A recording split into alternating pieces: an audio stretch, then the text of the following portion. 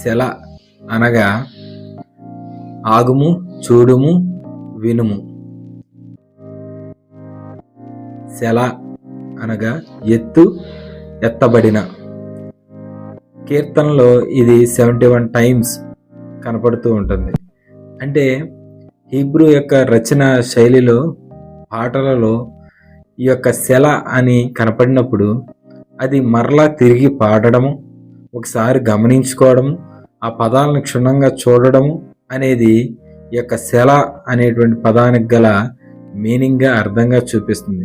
ఇది ఆయా రకాలుగా ఉపయోగించబడింది.